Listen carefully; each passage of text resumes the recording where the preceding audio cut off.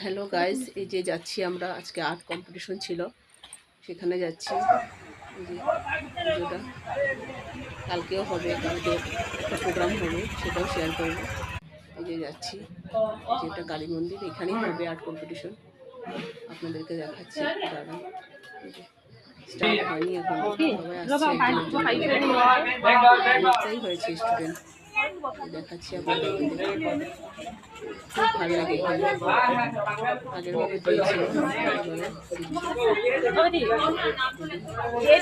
Student, ভালো লাগে এখানে মন্দিরে। এখানে পুরো 1 ঘন্টা টাইম ছিল।